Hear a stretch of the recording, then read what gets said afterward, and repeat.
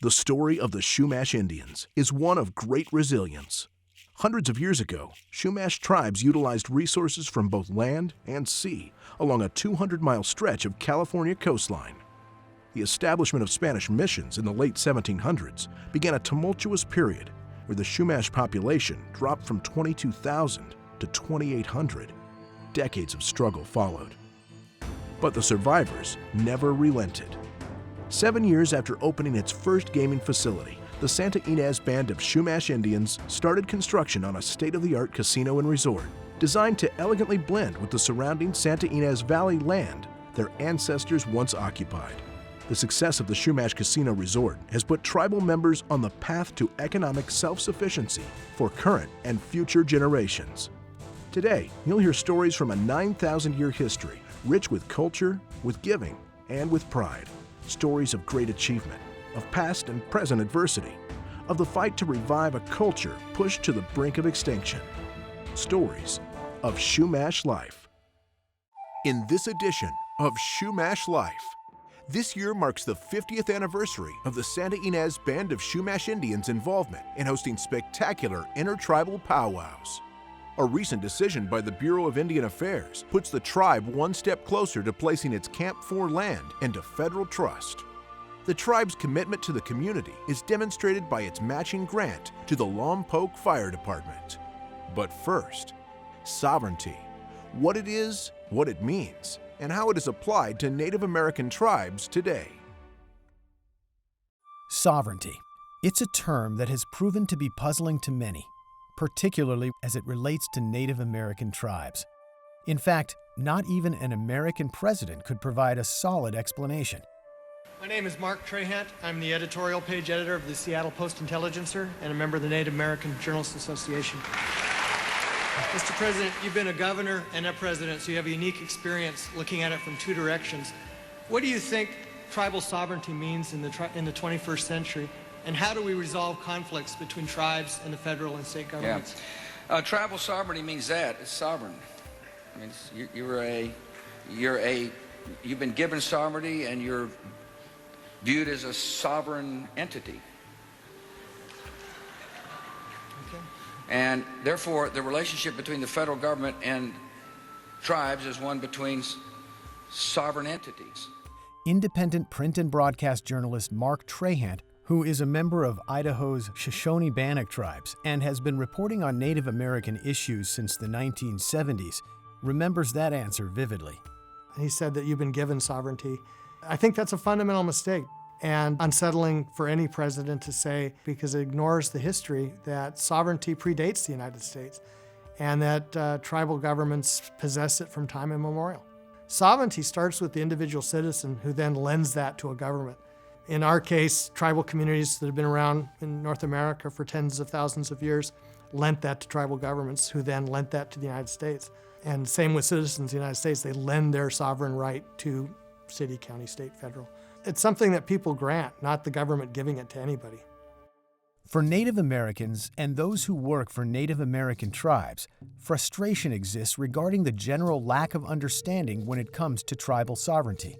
I think there's a fundamental misconception about the role of tribes in the United States, and I think that reflects, if the President of the United States doesn't get that right, how are ordinary citizens supposed to?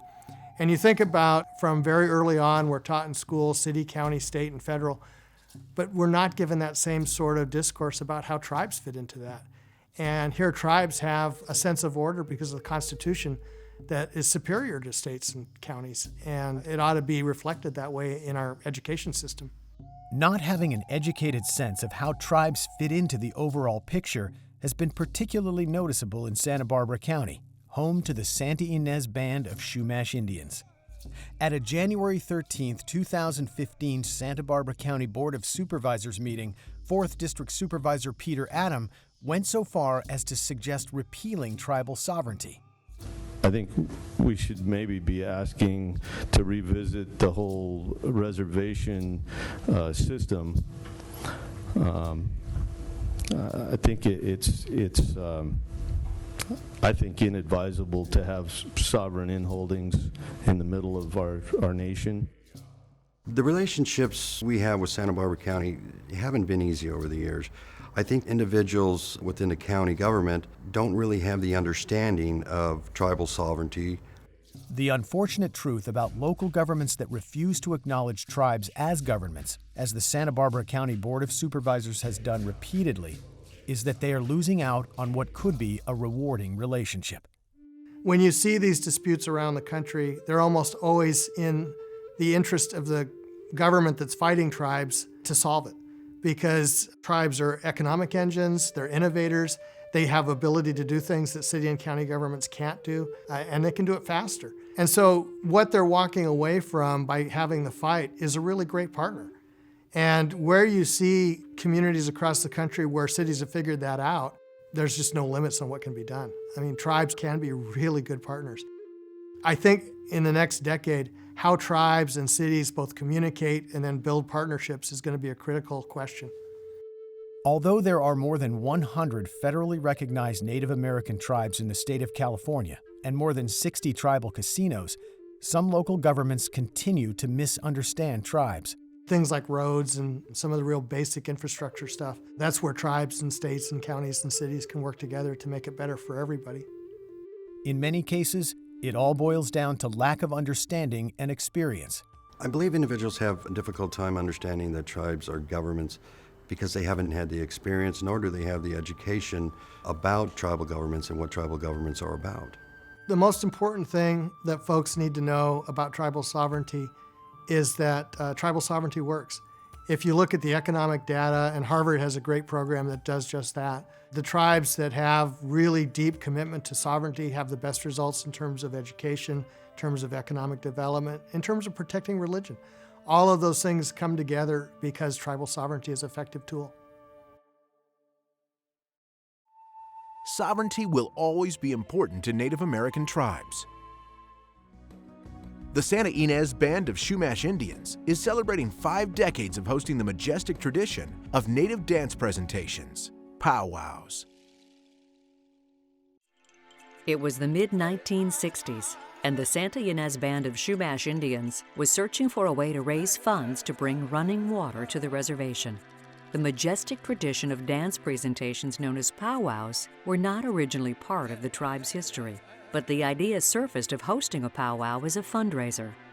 In 1965, the tribe collaborated with Many Trails Indian Club of Los Angeles, and the dazzling Native American ritual of the powwow was brought to the Santa Ynez Reservation for the first time. This year marks the 50th anniversary of the Santa Ynez Chumash powwow. Nakia Zavala, Culture Director for the Santa Ynez Band of Chumash Indians, talks about the anniversary. What an accomplishment. 50 years going strong, celebrating and honoring the first people of North America, and all these different nations coming together. It's just remarkable. Just knowing like how powwows even started on our reservation as fundraisers, to bring running water onto our reservation and to see where we started and where we are today and how much we are giving to tribal cultures. It's been 50 years of honoring a tradition that has become synonymous with Native American heritage.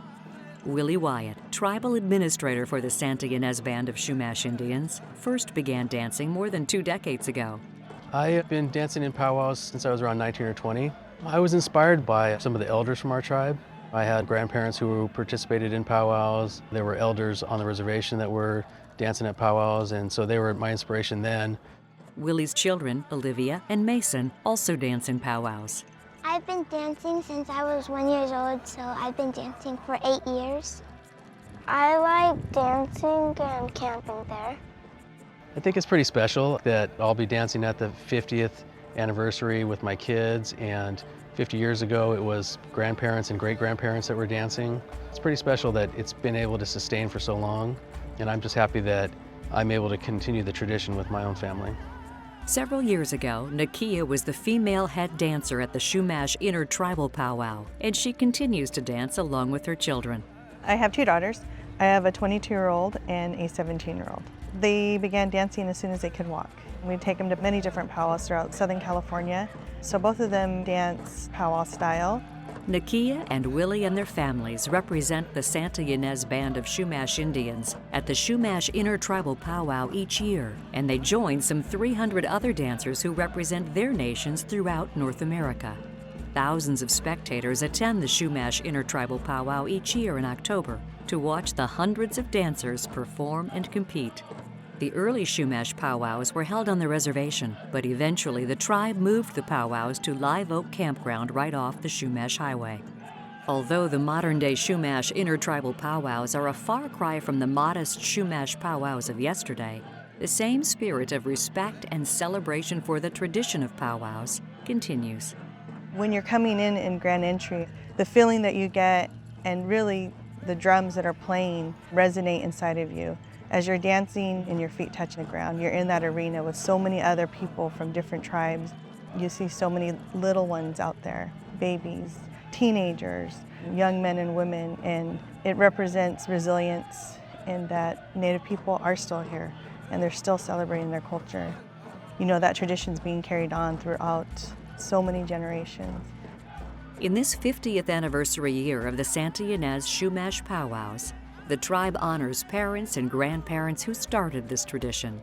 Tribal elders had the creativity and vision to bring powwows to the Santa Ynez Reservation, initially for the practical purpose of fundraising, but ultimately as a way to gather people together to honor a long-standing Native American custom. Be sure to join the tribe at its Chumash Intertribal Powwow in October. Although getting land placed into federal trust is a long process, the tribe is getting close to achieving that goal with its 1,400-acre parcel known as Camp 4. In 2010, when the Santa Ynez Band of Chumash Indians purchased 1,400 acres of Santa Ynez ranch land, commonly known as Camp 4, the goal was to use the land primarily to build homes for tribal members and their families.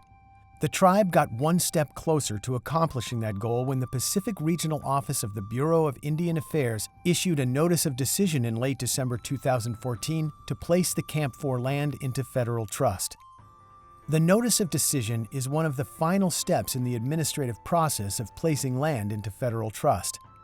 The topic of placing land into federal trust is often a controversial subject, particularly in areas where tribal sovereignty is not understood and tribal governments are not recognized, areas like Santa Barbara County. Before the BIA's 36-page Notice of Decision document was even issued, the Santa Barbara County Board of Supervisors voted to enter litigation to appeal the BIA's decision. Joe Armendariz, Executive Director of the Santa Barbara County Taxpayers Association, talks about the county's decision to file an appeal.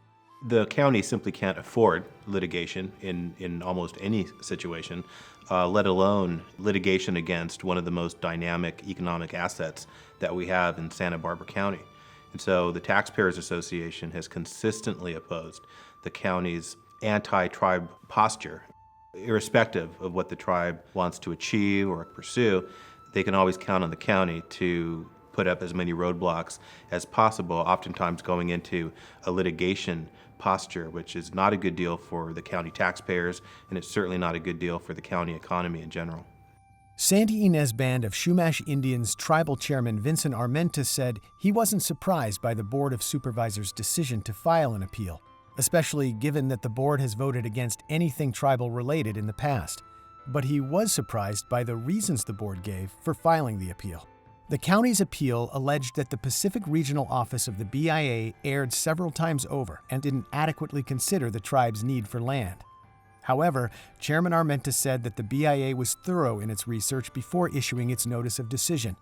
8 factors were considered by the BIA in formulating their decision, including need for additional land, proposed land use, and impact on state and local government's tax base. The fact that the county is entering litigation is neither rational nor fiscally responsible. In this particular instance, where the county, through Supervisor Farr's office, has initiated litigation, is costing taxpayers directly. And those are general fund dollars. Every dollar that is spent on litigation in the county is a dollar that can't be spent on fire, on police, on parks, on planning, on code enforcement. These are finite dollars. And I'll tell you, as somebody who watches the budget, participates in the budget hearings every year, every dollar counts. And so to be squandering general fund money on litigation against an entity that is trying to do positive things for the community is a perfect example of a fundamental failure of leadership. All too often, certain county supervisors appear to place their personal agendas ahead of what's in the best interest of the county. It begs the question, wouldn't it be better to partner with the tribe rather than fight the tribe? The reality is that the economic impacts and the economic benefits to the county treasury by virtue of what the tribal operations create is substantial. And if we had different leadership and if we had a different mindset, one that was conducive to forming strategic partnerships between the two entities, it could be a tremendous positive economic benefit for the entire county. Regardless of the county's appeal or the appeals filed by local tribal opponents, the Santa Ynez Band of Chumash Indians remains confident. The next step in the process will be a review and ultimate decision by Kevin Washburn, Assistant Secretary of Indian Affairs at the United States Department of the Interior. Eventually, the tribe hopes to begin building homes for tribal members and their families on Camp 4 land. It will be an opportunity to create a vibrant tribal community where Santa Ynez Chumash ancestors once flourished. Once the Camp 4 land is in trust, the tribe can move forward with its plans to build homes for tribal members and their families. A recent matching grant from the Santa Ynez Chumash Indians Foundation is helping the community learn valuable lessons about emergency preparedness and safety. The Santa Ynez Band of Chumash Indians Foundation understands the importance of fire safety, which is why the foundation provided a matching grant to help the Lompoc Fire Department secure a state-of-the-art safety and emergency preparedness training trailer. The Chumash Foundation decided to partner with the Lompoc Firefighters Foundation to assist the Lompoc Fire Department in their mission to save lives and loss of personal property through fire safety and emergency preparedness training. Lompoc Fire Chief Kurt Latapow, who has been in the fire service industry for more than 35 years, talks about the research that led the team to identify the need for a mobile classroom. As we started looking at our community outreach programs and our public relations programs, we identified that we had some shortcomings as far as our tools. We started doing research as to what was out there that would help us beef those programs up and bring some technology into our community risk reduction, fire prevention, safety, and disaster preparedness. So as we did the research, we identified a mobile classroom that uses technology to simulate fires in the kitchen, as well as extreme weather situations, as well as earthquakes. And we're also able to use the traditional stop, drop, and roll, exit drills in the home type of outreach. Once the research was completed, Chief Latapow met with the Lompoc Firefighters Foundation, a nonprofit foundation that supports the fire department, and they embarked on a 12-month fundraising effort to raise the funds to purchase the mobile classroom. The Chumash Foundation agreed to offer a matching grant, and that is exactly what it took to make this a reality. The trailer is being used to deliver interactive training to children and adults, covering topics such as in-home fire extinguishing methods, electrical safety, accessing the 911 system, severe weather awareness, wildland-urban interface fire prevention and preparedness, and the importance of and how to plan for exit drills. The trailer is designed for multiple age groups, everything from smaller children to adults. It's been everything we'd hoped for and more. Every time we put on a program with that trailer, we see people leave with a whole new understanding of what it takes to reduce hazards within their home and be prepared for emergencies, and not just fire emergencies, but natural disasters as well. The Santa Ynez Band of Chumash Indians feels that it's important to support local public safety entities like Lompoc Firefighters Foundation and the Lompoc Fire Department. We strive to partner with local organizations that make a difference and have a great impact for the residents of Santa Barbara County. Through its foundation, the Santa Ynez Band of Chumash Indians has donated more than $19 million to hundreds of groups, organizations, and schools in the community and across the nation, as part of the tribe's long-standing tradition of giving. Thank you for watching this spring 2015 edition of Chumash Life. See past segments at youtube.com/Chumash Life or Cox On Demand Channel 1892 in Santa Barbara County.